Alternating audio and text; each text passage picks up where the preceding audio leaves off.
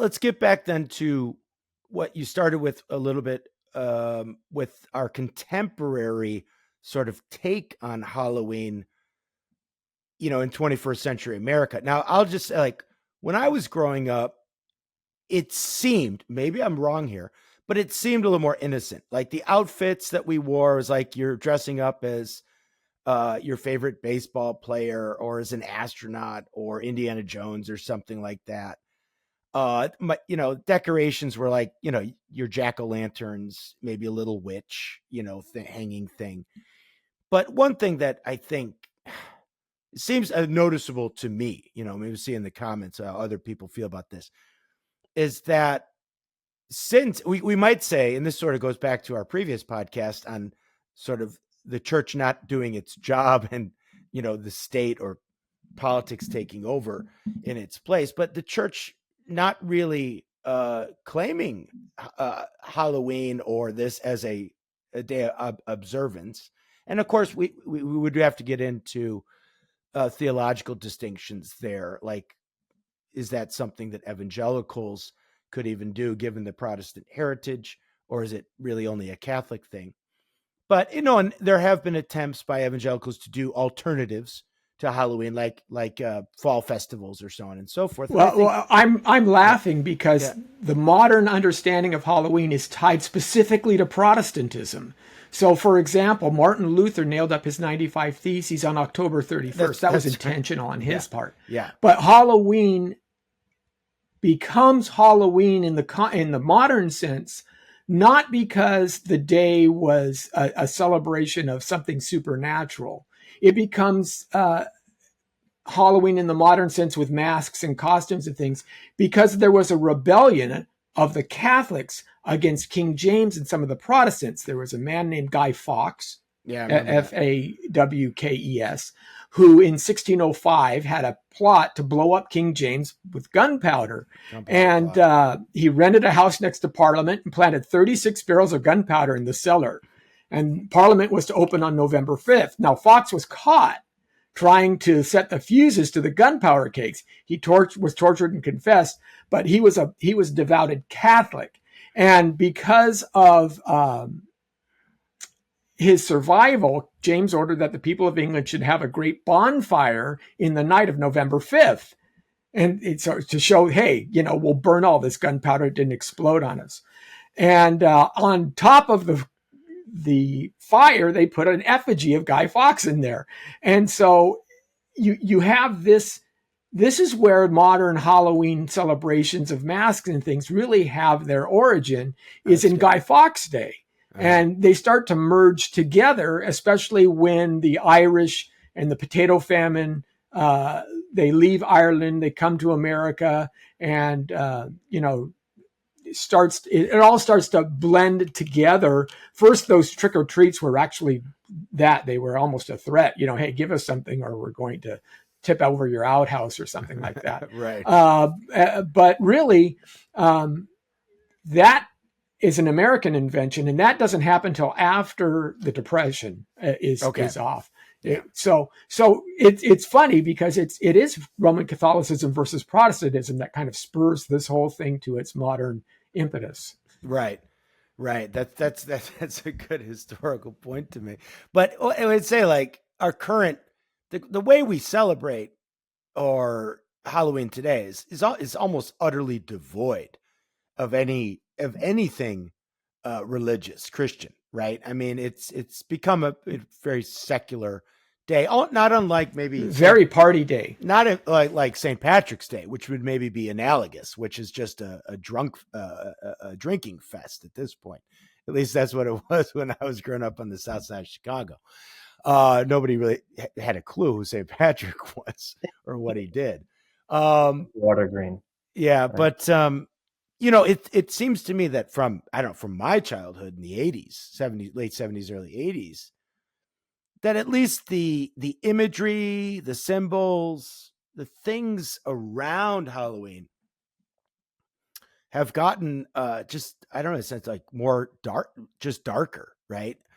More intense. You think of, like, the kinds of haunted houses events that get thrown up these days where, I mean, some of them are extreme to the point where like you can pay to go into one of these places and you get like fake kidnapped and like Oh yeah, they have to sign waivers and all kinds of and things. it's like this is now something very, or what is being practiced in around the time of Halloween when people are doing to be entertained is a lot different than walking around even with the little devil's horns on your head and a plastic pitchfork saying trick or treat, although that is still done, although I don't see much of it in my neighborhood.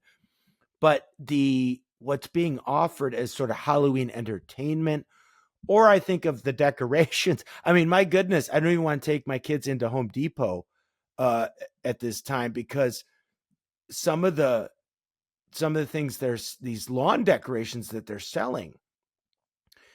They're pretty intense, right? I mean, they're like the ghouls, the goblins, the zombies, they're all, so many of them are of like decayed human bodies.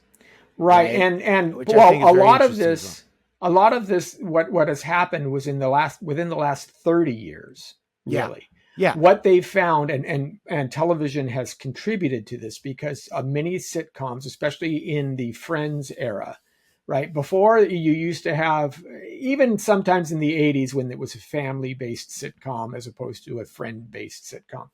But they showed these idealized Halloween parties, and that caught the inspiration of a group of, a generation of people who wanted that. I want to have a Halloween party like that. I want it to be. And so what happened was Madison Avenue discovered, hey, there's a lot of money to be made in Halloween that we're not tapping into. I mean, look at all the Christmas decorations we sell. Maybe we can pull this as well. There's certainly a marketing and economic aspect. That's absolutely clear, why it exploded. But to your point that it's darker now, I think that's our culture in general. I think horror films, I mean, when you look at the Wolfman and Frankenstein, those are classics. They're classics, but they're not the same scare value as Saw 4 or something like that. Oh, The my Ring. goodness. Yeah. So you have a whole different audience that's a little bit more sophisticated, and people are trying to do that at the same time. And I really want to get Logan's input on this. One of the things that I've noticed is how we are so much better at depicting evil and sin in our culture than we are at depicting holiness. Yeah. And the example I always point to is Disney's Fantasia. There's two scenes that sit in contrast in that film. The first is Night on Bald Mountain scene with the Balrog, right? And that's a phenomenal scene. And you can see him rising from the mountain, and everybody has the picture of that guy with the ghosts and goblins. And then they switch to Ave Maria. And how do they draw Ave Maria? It's just this fuzzy, blurry procession of candles in the distance. It's like, we don't know how to picture holiness. Ethereal and yes, we just, there's nothing concrete that we can draw that shows holiness. But evil, we can draw that all day. That's an interesting point I've thought about. Well, Logan, let's get your take on this, because we were talking about horror before we started recording here. Yeah. I mean, I think with Halloween, I mean, the history of it, I knew some of it. I know when I was in England, we celebrated Guy Fawkes Day, which was interesting. It's like it almost felt like a 4th of July kind of thing, fireworks, bonfires. Yeah, they don't burn effigies anymore. They shut off fireworks. We don't throw the King of England's picture on our fire. Well, no, they did do the effigies, which I thought was I'm like, we need to bring this to the U.S. where it was like, but it turned into like, the soccer coach you didn't like or something like that. You'd make these little effigies, you throw them in the fire and have the kids run and throw things into it. So it's kind of an interesting, like, bizarre holiday with the fireworks. It felt like 4th of July, except it was not summer, obviously.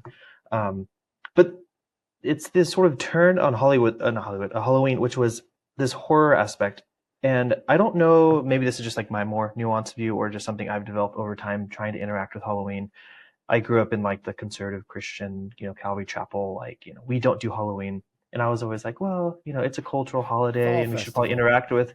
Yeah, then it was the Fall Festival, which I was like, okay. I mean, I wasn't really into those, but I was like, whatever. I'm like, I feel like the Fall Festival might have stronger pagan roots than Halloween. Maybe. But like, it was just an interesting, I didn't really navigate it. But I think it wasn't until I started reading like H.P. Lovecraft's work, which I started like reconsidering Halloween more of in a psychological and spiritual aspect than it was like what you see on TV as far as like, oh, we're going to dress up and put some, like with the white face and the blood makeup and stuff. I was like, oh, Right. maybe there's something more interesting with Halloween as a like existential aspect, like you said, like with Guy Fawkes or with the conflicts between the Protestants and Catholics and stuff. There is sort of this, and H.P. Lovecraft, even though he was like an atheist materialist, was like, oh, there's something in like the human psyche. I would argue even in like the human soul, like the fear of the unknown and the The fear of numinous. like, yes, like when you get to sort of like the edges of what we have conceived of as real. Nietzsche would even talk about this with morality. Like once you get to the edges of what you've said, have like carved out, people don't like that. There is this like very low level existential fear, and you get it a little bit in horror films. And this is why I was like, I think horror films by Christians have been given an undue card because I think a lot of horror films are done poorly. I think Kubrick did a couple good. I think The Shining is like an awesome example of a Yeah. horror film, where it's Yeah. like what is horrifying is I think is actually what's horrifying. It's like there are the physical horrifying, which is the idea of like dying in a very violent way. But then there's like the sort of fundamental horrifying, which is like the inexplicable, the things that can't quite be defined in terms of our experience or in our causal relations that we normally see every day. In the world Yeah. of miracles, in the spirits, like that is horrifying. And I think the Bible does refer to this. And there was a meme that was sort of being generated probably the last 6 months about like they're showing angels how they're described by Elijah or Yeah. different celestial beings. Like the good side has horrifying things, Yeah. and we like just skip on that. Yes, Terrifying aspect yes. to it, Like, as Lewis and I says. think there would be. It would just be interesting if like the Christian side, instead of avoiding Halloween, sort of played into like there are evil things that are inexplicable, but here's the good things that are also just as inexplicable, and Lewis would say are like terrifying. Like these are the things that Yeah. like we don't like to talk about, we don't like to represent because we really don't have a good fix on them in our like the way life should work. Like we pick cherubims, like, oh, they're guardians and they hang around, but like Adam and Eve had a very different relationship with them, and we Yeah. don't depict them. Well, and the way Raphael depicts them in the Renaissance as the little Yeah, baby putis, I think in Italian, is not the way they are in the Bible, which no, are there's incredible creatures. And yeah, I mean, yeah, Lewis talks about this is when he makes the distinction between fear of that which we know and fear of the numinous. And was it like Problem of Pain chapter 2, I think, when he says if you knew like that there was a tiger in the room next door to you, you would have a certain kind of fear. But it would be very different than if somebody just told you that in the next room there's a powerful spirit, or a ghost, right? Because the tiger you're afraid of, but you're afraid of it because of what you know about it, what Yeah. it could do. You understand it, you grasp what a tiger is capable of doing, what kind of creature it is, that it's got sharp teeth, that it's got big paws. But that's a different kind of fear or terror than if somebody were just tell you, oh, there's a spirit in the next door. You might be yeah. afraid of it.